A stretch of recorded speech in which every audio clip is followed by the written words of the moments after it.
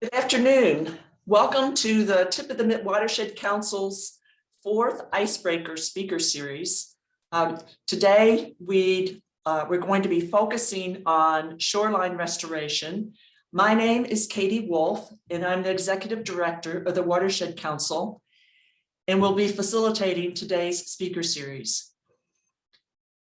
Just to be aware, we do have some polls that we will be running throughout the program, and we'd appreciate your participation. It helps us learn more about what you're interested in, where you've come from, and how we can do a better job down the road. So the Tip of the Mitt Watershed Council is in its 44th year, one of the longest lasting water monitoring, water quality entities in the state. And we are a membership-based organization, a nonprofit, and our focus is protecting our lakes, streams, wetlands, and groundwater. So anything that has to do with water quality is a priority for us. We are very much a science-based organization and focused on advocacy for those issues in the northern Michigan that affect water quality, and also focus very much on policy to improve protection of our resources. Our service area primarily covers 4 counties: Antrim, Charlevoix, Sheboygan, and Emmett, but it also reaches into about 8 counties altogether when you consider the watersheds. We have 5 major watersheds within that service area.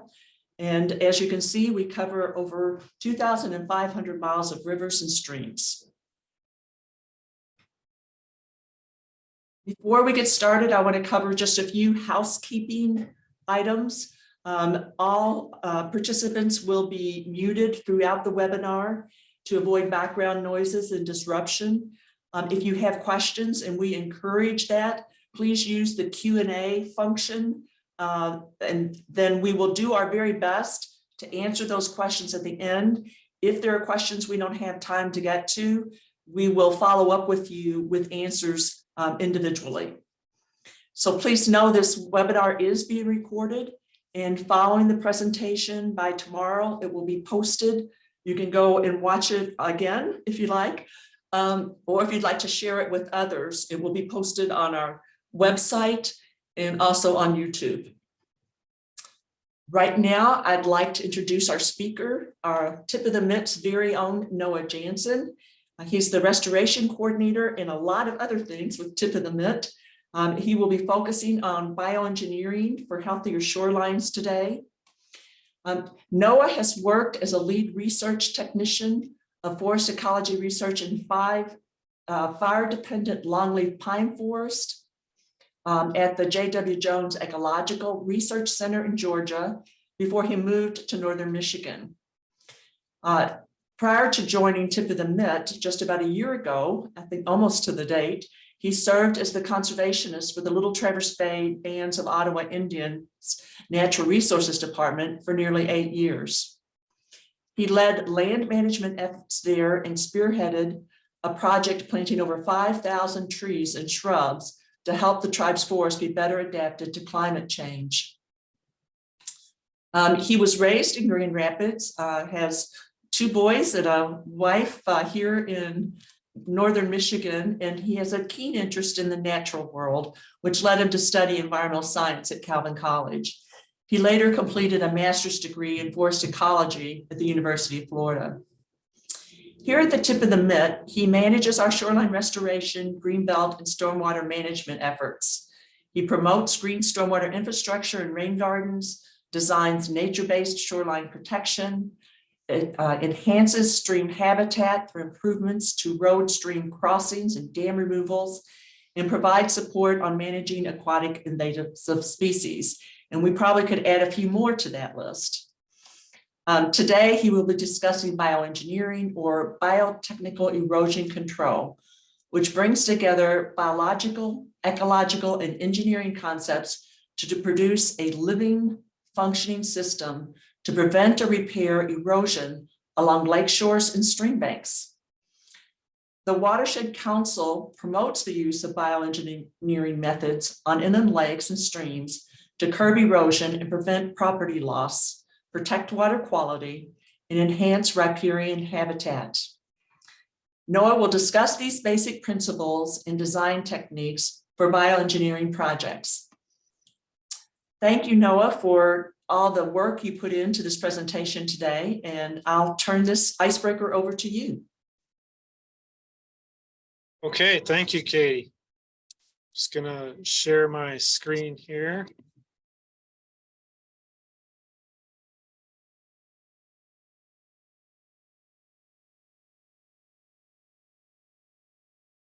All right, now are you guys seeing my slides? Yes, looks great. Okay, thank you.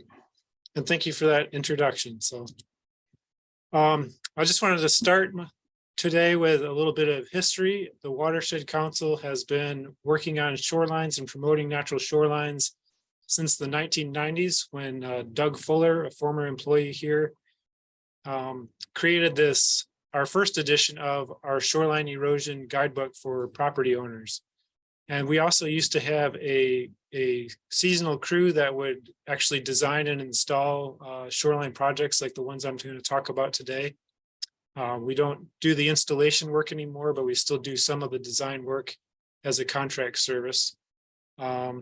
Today, most of the installation work is done by private contractors. Just as a reference, the picture on the top left here is one of the first projects that the Watershed Council installed. And then this is what it looks like today on the bottom. So you can see these bioengineering projects, they really do stand up to the test of time. I'll also just add that this guidebook on shoreline erosion is available on our website if you search our publications.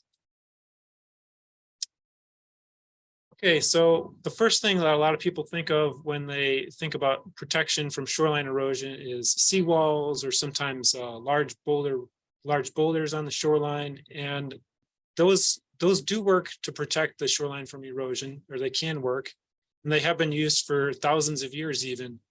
But they do come with a cost. There are some downsides to that. One of those is that they tend to increase erosion on adjacent shorelines. And I'm going to just play this video clip here. And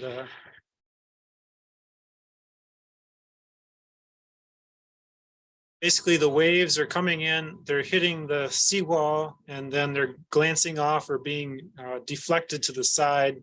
And you can see the shoreline on the side that's not protected just being eaten away by the waves because of that additional energy that's coming in.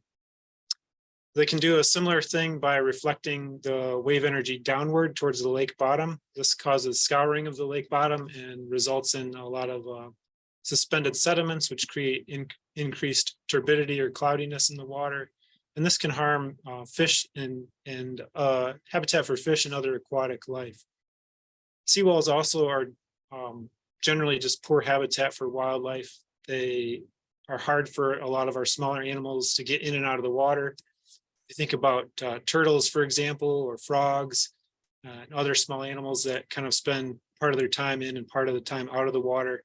That's really hard for them to get up that steep or vertical face of a seawall. Also, there's typically no natural vegetation in conjunction with the seawall. A lot of times it's just mowed grass right to the edge of the seawall. And that's doesn't give wildlife places to hide and rest that they're looking for. Now, this isn't to say that if you have a seawall, you should go tear it out right now and put in a bioengineering project. Right? If you have one in place right now and it's doing its job, it's protecting the shoreline from erosion, that's fine. But if you are more at the stage of the end of life of the seawall and the seawall is starting to deteriorate, maybe you should consider adopting an approach of something that I'm going to talk about today. So just keep that in mind.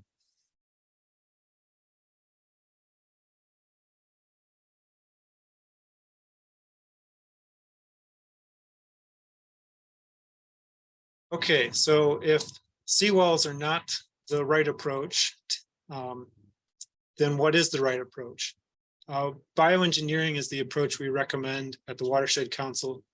And this really is a variety of approaches. It's a variety of techniques and materials that restore the natural processes and functions of shorelines. We use a combination of native plants, soils, and other natural materials, sometimes including fieldstone, that help fortify the shorelines. And when this approach also avoids a lot of the negative impacts of more traditional shoreline techniques like seawalls and large boulders. In some cases, there are instances where we would want to use those techniques. For example, if there's buildings or other infrastructure that's really close to the shoreline and we don't have space to put in something like a bioengineering or soft shoreline approach. But in most cases, I would say we can use bioengineering and natural shoreline techniques to protect the shoreline. As I said, this is a range of techniques, really. So on the left-hand side of the continuum here, we have sort of our low energy lake systems where there are smaller waves, there's not as much erosion problems. And on the right side is where we have some of our bigger lakes, our bigger waves coming in and a lot of higher energy. I'm going to be focusing on kind of three different areas today, and these techniques are additive or cumulative. So the simplest and most basic technique is the green belt, where we're just trying to restore the native vegetation along the shoreline, and then the roots of those plants will help hold the shoreline in place, and that can be sufficient on some of the lower energy sites. In other cases, on a moderate site, we might want to combine the green belt with coir logs or coconut logs, and those can help protect the shoreline and hold it in place while the native plants are getting established. And then in some of our higher energy systems, like our larger lakes in northern Michigan here, we actually need to use some fieldstone as well. So first, I'll be talking about the green belts. And what is a green belt? It's just basically an area of native vegetation that is alongside the shoreline and runs parallel to the shoreline and helps protect the shoreline. Ideally, this would cover about 75% of a shoreline that a homeowner has or more. And we like to see the green belts extend from between 10 to 50 feet inward from or landward from the edge of the water. And that really helps create a buffer. Sometimes these are called riparian buffer strips as well, because they do buffer the shoreline from runoff and pollution that comes in the runoff from the uplands. So for example, when it rains, we have things like excess fertilizers and pesticides, automotive fluids that can be carried in that rain, and they're washing in towards the lake. So we really recommend having a green belt to sort of intercept that pollution and filter it out before it reaches the lake. And native plants, some of our native plants are particularly good at doing this. The diagram on the right here shows why. So a lot of the native plants, especially some of our prairie plants, have really deep roots, 2.5 meters or more. In this case, it's like 8 or 10 feet that the roots go down into the soil. So these plants are really good at intercepting that water that's polluted and removing those excess nutrients, holding that soil in place. When we compare that to some of our like ornamental species that are commonly used in landscaping, those roots are going down like 2.5 feet maybe. We also have, looking at the grass that is commonly used, turf grass is like this Kentucky bluegrass. Those roots are only going down 4 to 6 inches. And a lot of times what we see on the shoreline in terms of erosion is where people are mowing lawn basically to the water's edge. The waves come in, they hit the shoreline, and they're undercutting that sod, basically pulling the soil out until the bank finally collapses and is washed away. And this happens over and over, and you have a shoreline that keeps receding year after year because there's no roots to hold it in place. Another cool thing about green belts is that they can add beauty to your shoreline. So we can use a variety of types of plants, from trees to shrubs to ferns, grasses and sedges, and wildflowers. So some of them can be very beautiful. We'll be seeing some pictures of some of these green belts in the next slide.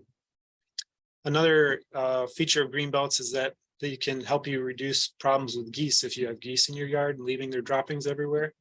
So if you have a green belt, that helps kind of block the view of the water from the geese, and especially during the early summer when the geese have their young goslings, and then shortly after there they lose their flight feathers when they're molting.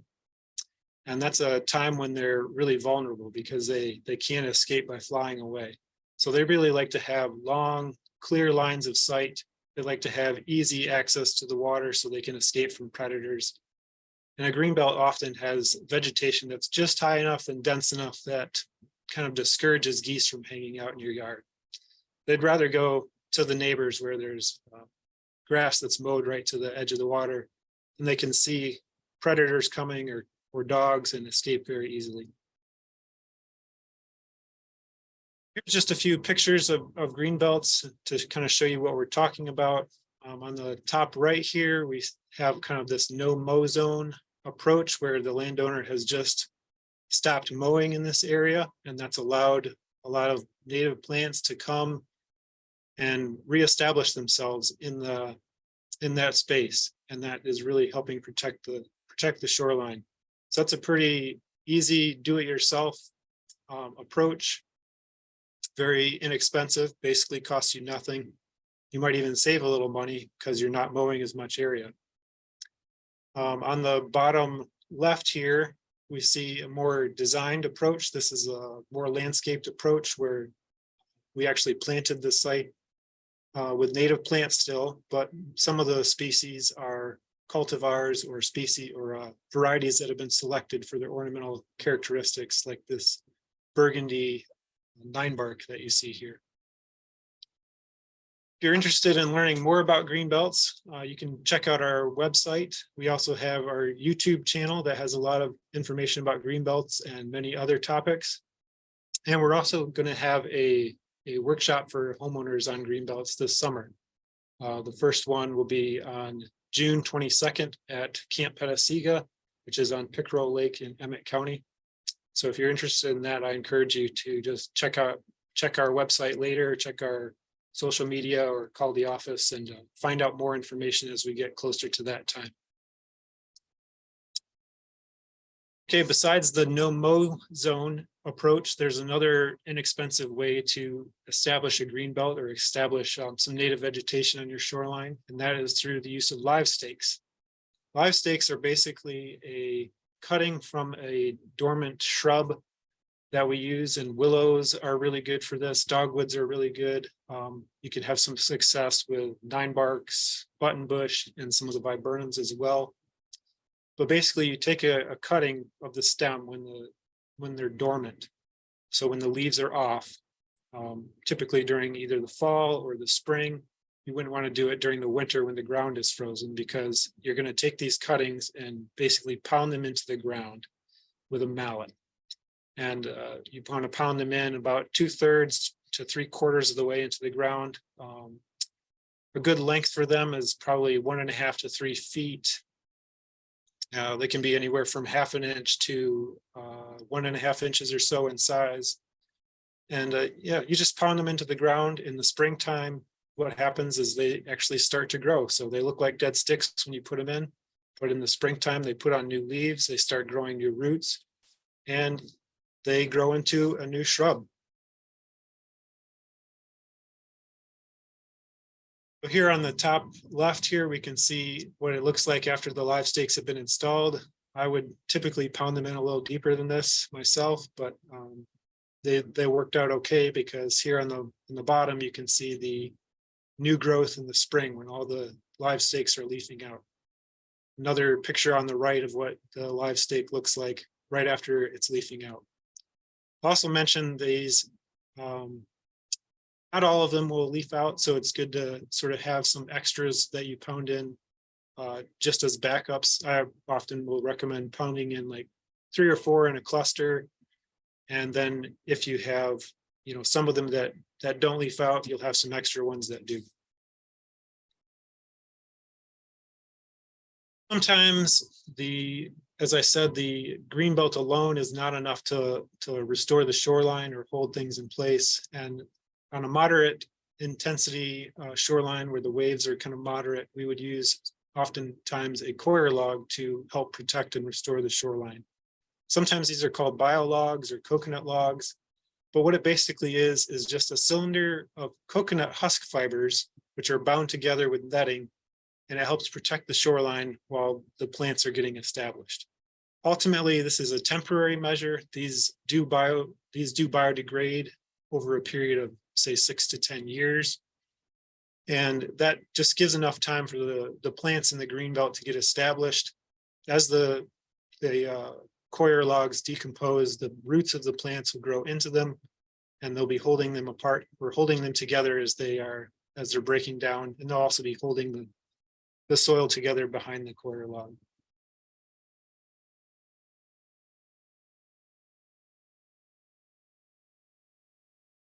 On the left here, we can see sort of a diagram of a cross section of what this installation would look like. We've got the ordinary high water mark here, and the position of the coir log is important here. We would like to see this sort of about halfway below the ordinary high water mark, or 2/3 below that ordinary high water mark. And that way you get some wicking of the moisture up through the coir log that encourages root growth into there. And helps the plants spread into the coir log. Again, we see our native plantings here on the bank behind there. And in this case, some of the coir logs have pre-drilled holes that allow you to plant seedlings directly into the coir log. So in that case, that was done here as well. In the picture on the right, you can see what this looks like in practice. We have stakes about every 3 feet that help anchor this in place, and there's rope that you can't really see it here, but it's kind of crisscrosses between the stakes back and forth over the top of the coir log, and helps that coir log be anchored in place as the water level changes, as ice comes in and out. You want to make sure that's. And behind a coir log, of course, we have our greenbelt plantings again, and these are protected. The soil is protected with a biodegradable erosion control blanket as well.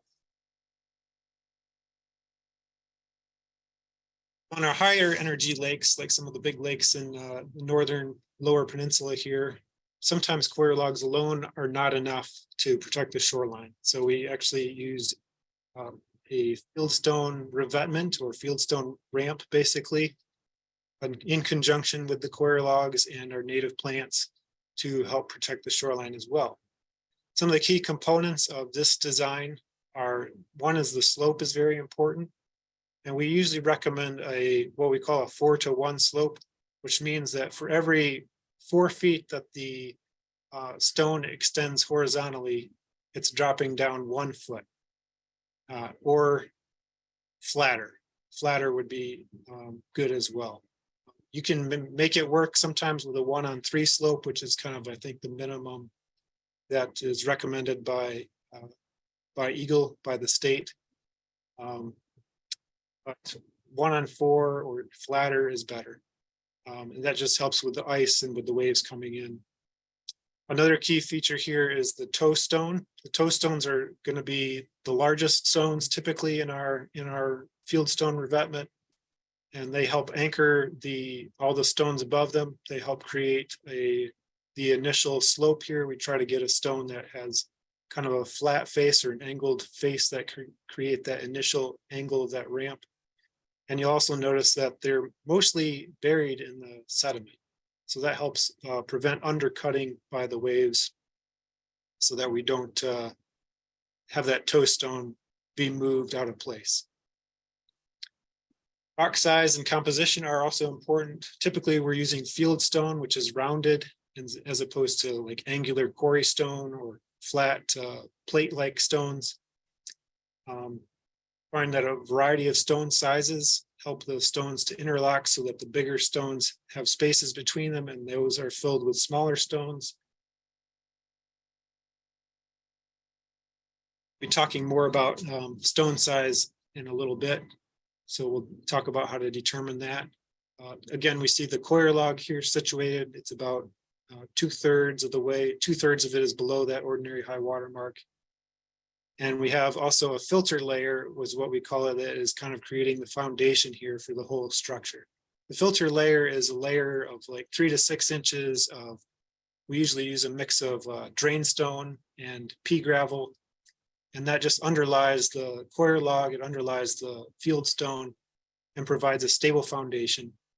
It also helps keep the sediment in place that's underneath, because the waves, if you just have the field stone in here, the waves can come in, go between the field stones and actually pluck out sediment and pull it out through the rock revetment. So this smaller material here prevents that from happening.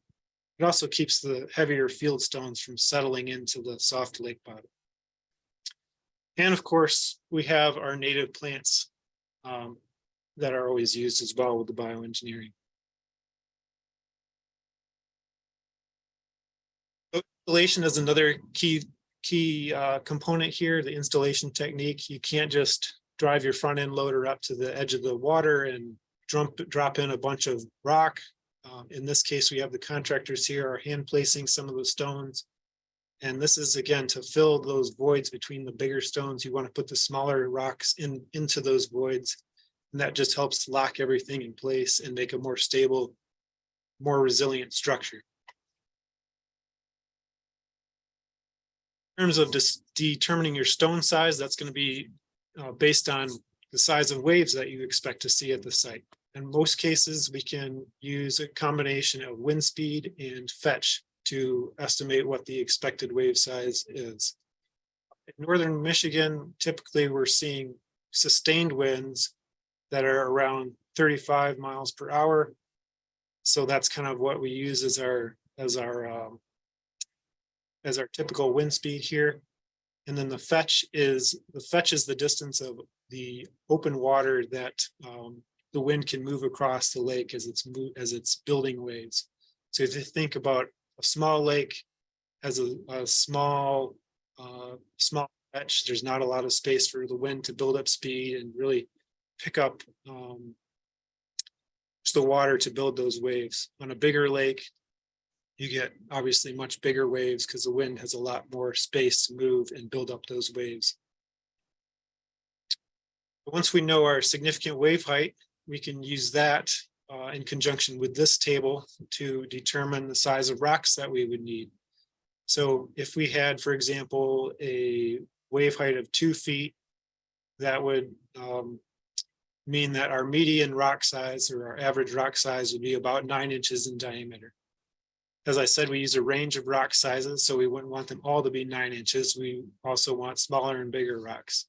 So we multiply our 9 by 1.5 to find our largest diameter rocks, which I think is about 13.5 inches. And then we multiply the 9 again by 0.5, which comes out to 4.5 inches for our smallest rocks.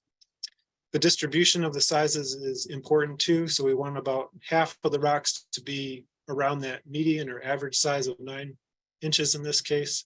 And then we want to have about 25% that are more towards the large end and 25% towards the small end. And this table and the one on the previous slide, they both come out of this guidebook for shoreline erosion here that I mentioned earlier.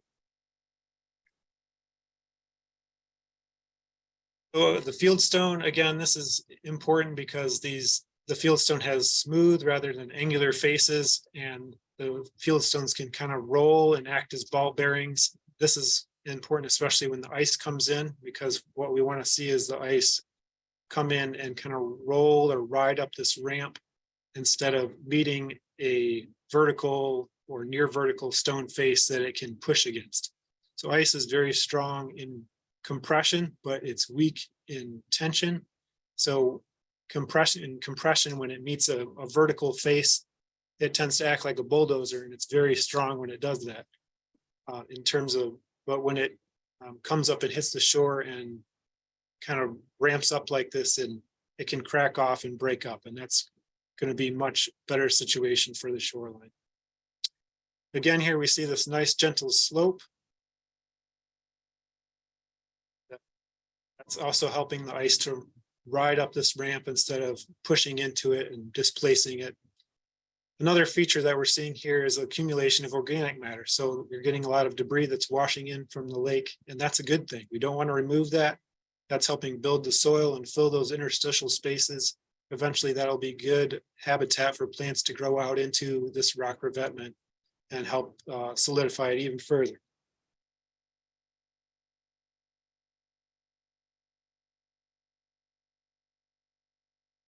Okay, so sometimes things don't always go as planned.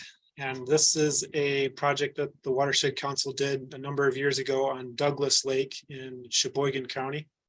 And there was a very severe winter this year and lots of ice shove, as you can see from the picture here. And we went back in the spring and determined that, the reason this failed was really because the slope of the revetment, the stone was too steep. And it was more of like somewhere between 2 to 1 or 3 to 1 rather than the 4 to 1. So we ended up regrading the site to make it more of that flatter 4 to 1 slope. And it's held up well ever since then. Is a pretty key feature.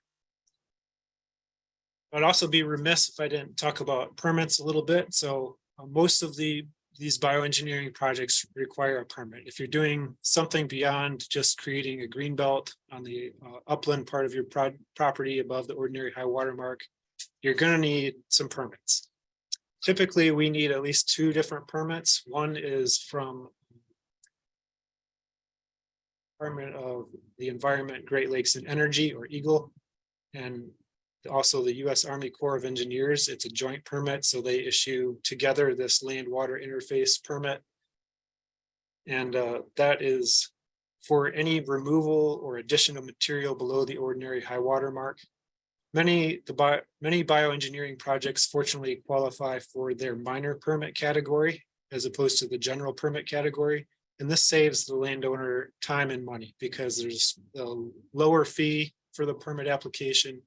And also it doesn't have to go through a public review period. So you have a shorter turnaround for getting those permits approved. Typically, we also need a permit from the county for soil erosion and sedimentation control. And those are used anytime there's earth moving activity within 500 feet of a water body. I think there's a threshold of like 225 square feet or more if you're doing any kind of earth moving activity. Beyond that size, you need a permit from the county. Could be other permits that you might need depending on your site, if it's a wetland, for example, or if there's local government regulations that require permits as well. But we typically need at least those 2, the joint permit and the county soil erosion permit. For the joint permit, you can apply for those at the MyEnviro portal, which is here at mynviro.michigan.gov. This is just a screenshot to kind of show what that looks like. And when you apply on this site, the application goes to both EGLE and to the Army Corps of Engineers. So you only need to do one application for that. And then you can go to your county to find out what to do for the soil erosion permit. EGLE also has a web page here that has lots of information about the whole process of completing the joint permit and getting it approved. So that's a helpful resource as well. Also, just mention that EGLE has a lot of great shoreline information on their shoreline protection webpage, and these are just a couple of the things that are on there. There's educational resources like these fact sheets about different bioengineering practices. You can find example plans for some of the bioengineering practices. These are cross-section and then the overhead or plan view of the query log installation here. And they also have a story map, which if you were to click on any of these points around the state, you could see pictures and find out information about bioengineering installations all around the state and what they look like. Some of them have cost information or what materials were used. So a lot of great information there. Okay, so we've talked about different practices for different levels of lake energy. We've talked about permits a little bit, and I'm sure a lot of people are wondering, what's it going to cost me? So this unfortunately is not a clear cut answer. It depends. So obviously it depends on what kind of installation you're doing. If you're just like creating a green belt with a no mow zone or maybe some live stakes, that's going to be pretty inexpensive. If you're buying plants and planting them, that's going to be around $2 a square foot. If you're using plugs or bare root plants, you'll pay a little more if you're using larger potted plants, less if you use some of those live stakes that you harvest yourself. For high energy bioengineering projects where we're using the coir log and the plantings and the field stone, a couple of the projects we completed this past year were around $125, $100 per linear foot of shoreline for just the materials. But again, that depends sometimes on like how far is the gravel pit from your site where you're getting the stone and the fill materials. If you're using a contractor to do that work, the labor is going to be probably around 1 to 2 times what the materials cost. So your total cost could be anywhere from like $300 to $500 per linear foot, or even higher sometimes. But that's kind of a, excuse me, one too far. That's kind of a ballpark. Lots of variables, even with that. So if you are thinking of doing a bioengineering project, I really recommend that you seek out a certified natural shoreline professional. And these are folks that have been through a training put on by the Michigan Natural Shoreline Partnership, and the Watershed Council is a part of this group. They do a number of different things, and this website is really a great resource for all things shoreline. But they do put on trainings for shoreline contractors, and in fact, there's one coming up in a couple of weeks on March 7 and 8, I believe, down in East Lansing. And in those trainings, contractors, they get some classroom training and also some field training where they actually install a bioengineering project. And when they complete the training, then they get listed on this website. So if you're looking for a shoreline contractor who's completed that certified natural shoreline professional training, you can find them at this link here.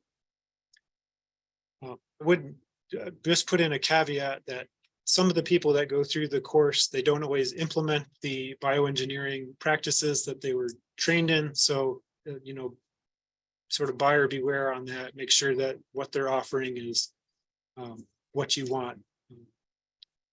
Sort of just similar to what we're talking about here today. Another great resource here is this list of plants for inland lakes. So these are kind of divided into different zones depending on how far you are from the water and how wet the soil is. But if you're thinking about doing a green belt, for instance, and you want to know what plants should you use, this is a great tool here to look at some plants that might be appropriate for your green belt. Okay. In the time we have left, I want to just go through an example or two and look at how some of these projects went together. So this is a project we did on Burt Lake in Sheboygan County. And the site was down here near Indian River.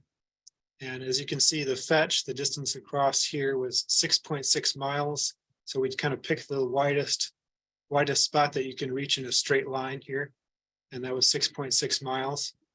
You can measure that on Google Earth or Google Maps or some other programs as well.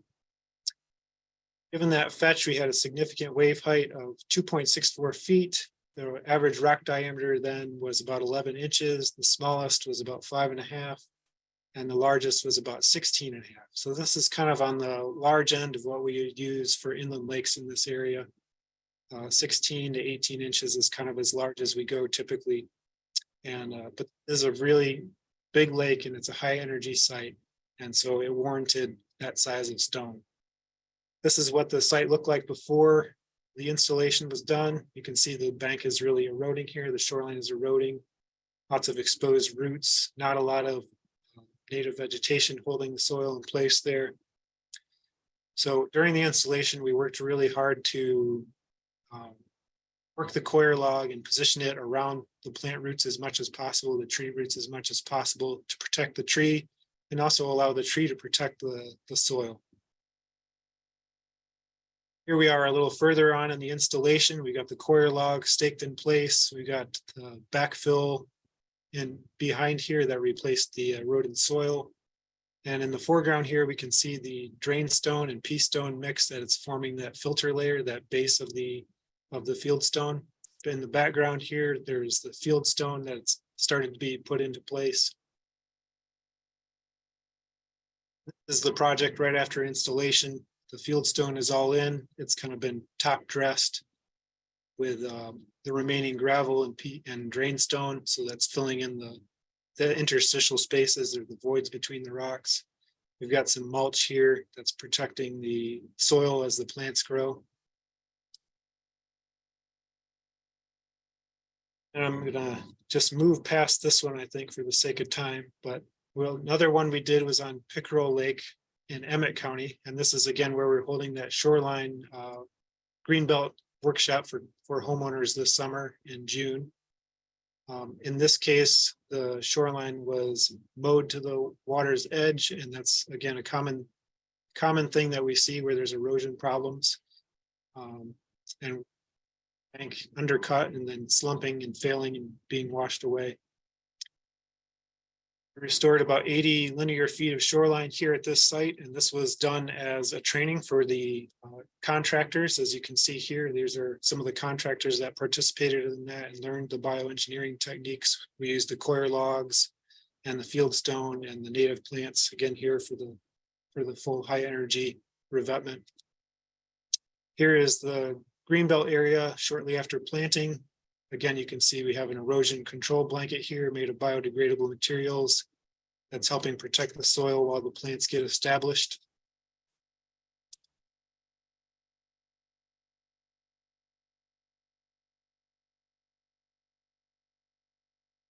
And then here is that same location about 5 years later. So the coir log is pretty hard to find. It's still there, but you have to look for it. The plants have really grown up and through and beyond it. And we also see that the stone is, you can see a few stones kind of down here at the end of the red line, but a lot of the stone has been filled in and covered over with sand and sediment and organic debris that has washed up and filled those interstitial spaces.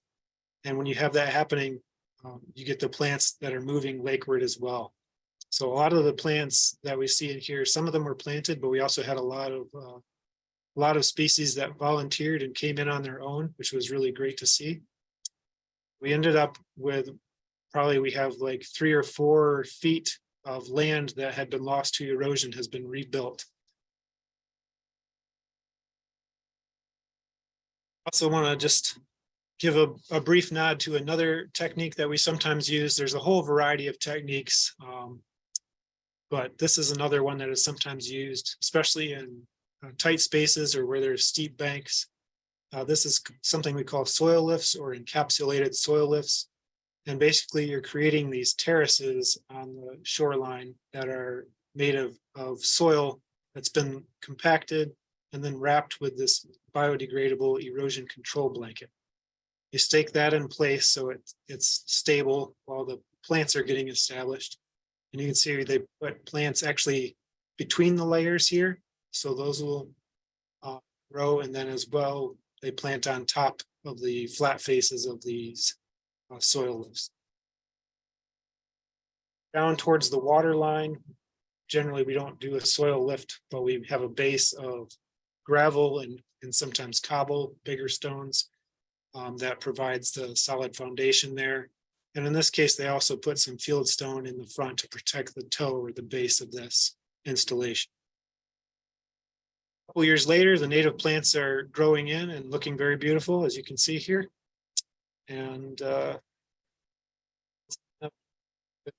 examples. So if there are any questions, I'll be happy to entertain those now.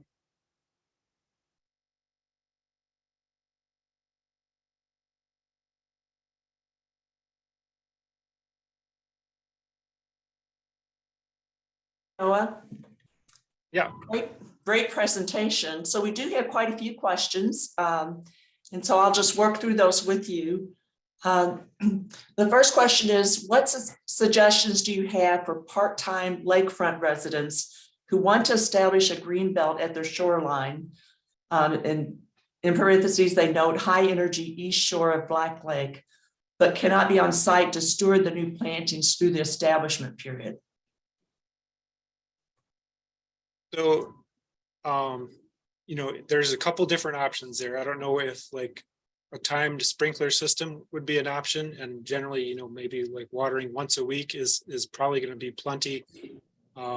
If there's enough, depending on how high above the water table the plants are, that can be, you know, something that helps you there as well. If there's a high water table, if the plants are too high for that, if it's too upland. You can, I also just recommend planting in the, as early as you can in the spring or later in the fall, like September. A lot of times we get a lot of rain in September when it's been dry most of the summer. So that can be actually a really good time to plant. You have this sort of window where you have a lot of rain to help the plants, but you have a little bit of time for them to start growing before the frosts come as well. So that's a good time. And in the springtime, you have the soil moisture is higher because you have the snow melt and things haven't started growing and pulling the water out of the soil yet. So those are some good times to plant if you can't do any supplemental watering. So I think you've already covered, there was a question regarding permitting, but I think you've already covered that. The next question is, when you need to add soil backfill, what do you use? We did this once and the soil turned out to have purple loosestrife seeds, which was hard to get rid of. It's a great question. Usually I try to use a pretty neat mix of soil, by which I mean that it doesn't have a lot of nutrients and so forth in it. So for example, some of the projects we worked on this past year, we used probably about 2/3 or 3/4 of just sand, fill sand, and then the remainder was some topsoil that was mixed in. You can, that's a challenge for sure, is the weeds that come in with topsoil or compost. Is just something you have to kind of be aware of and try to keep on top of when you're seeing those seedlings sprout up, and try to manage them when they're small. Question regarding sizing stones. The biggest waves on my shoreline come from large power boats. How do we account for that? That's a great question too, and that's something we're seeing more and more of, especially with the increase in popularity of wake boats that generate disproportionately large waves. So in this case, you know, we can't really calculate sort of that wave size based on the fetch and the wind speed. So basically observations are going to be your best tool there. And you want to look at not where the waves are like crashing and breaking, because what happens with waves is as they get into shallower water, that they start to grow vertically and start to, you know, lean over until they eventually break and crash. So as they get into that shallower water, you're seeing sort of a distorted picture of what the true wave height is. So if you can, you know, look out and the water is, you know, probably 10 or 15 feet deep at least, that's kind of where you want to be looking to see what the wave height is. And it's kind of hard to estimate, but you just kind of have to do your best visual estimation in that case. So regarding rivers, is the fetch still considered? In rivers, the bioengineering techniques can still be used, but the forces of the water are different because of the different dynamics there. So instead of wind typically being the problem, you have the current of the river, which is fed by gravity, and that's really what you want to plan for. So that could be like a whole another presentation that we get into. So this one is really focused on more on the lake shores, but yes, a lot of these techniques can be used with streams as well. So did you just agree to do another one on rivers? Just teasing. We'll have to see what the evaluations come back and if that's a suggestion. The next question, are there any cost share programs or grants available to citizens to implement a project like this on their property? So I'm not aware of any like standing programs that allow cost share funds. We do have some cost share funds available through a grant from Eagle for the next couple of years. And this is for people that want to install green belts on Burt, Douglas, or Crooked Pickerel Lake. And we're kind of getting that program up and running this year. So people on those lakes will be seeing more information about that program in a couple of months. Probably we'll be sending out a mailing as we get closer to springtime.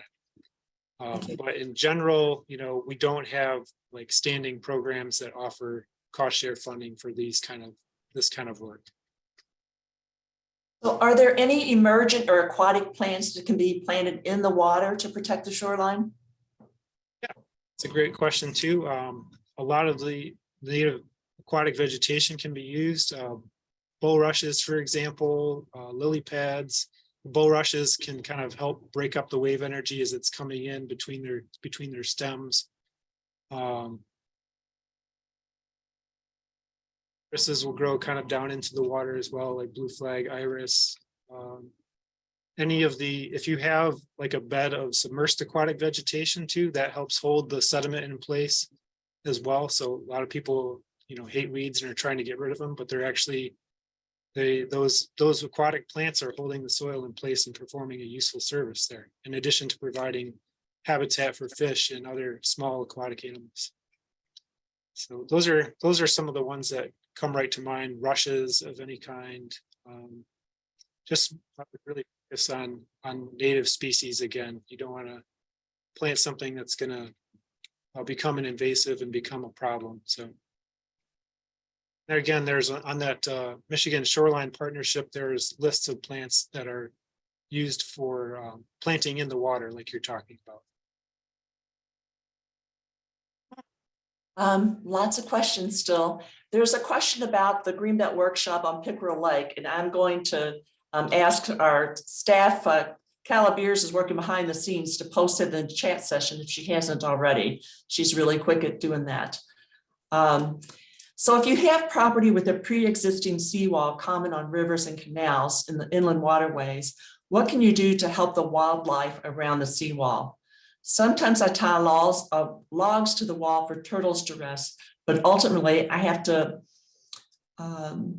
rescue thousands of baby toads that grow from tadpoles in the canal and get trapped.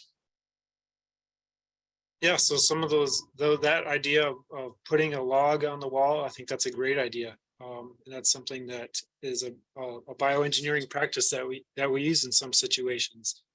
Actually, putting logs into the shoreline. Another approach can be to create a green belt behind your seawall if you don't have one already, because natural vegetation provides places for animals to rest and hide and to exist on the shoreline in safety. So in terms of getting the toads up, I don't really have a better solution than the one that you've already come up with. But yeah, so there are things that you can do for sure to sort of make your seawall a more friendly, hospitable place for wildlife. So what are the recommended lift heights? All right, what was that? What are the recommended lift for the soil lifts, the lift heights? Oh, yeah. So they can be anywhere from, like 4 to 8 inches approximately. It depends on what materials you're using. So if you're using just the erosion control blanket to create those lifts, smaller 4 to 6 inches is probably pretty good. This past year, we used a product called the Bio D Block from Rolanka is the manufacturer. And it's kind of like a coir block that forms the face of the soil lift.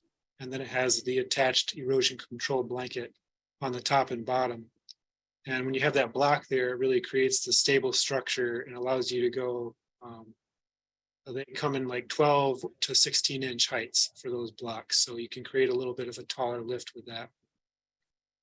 Do we have a list of resources or materials posted anywhere on our website? I have to double check, but I think we do have quite a few shoreline resources posted on our website. We don't, we'll make sure that's on there in the future, right? Yes, we are going through the process of updating our website. So if that's something that we need to add to, we definitely will. Okay. So if you have an existing seawall, what are the best practices for plantings? You touched on that a little bit.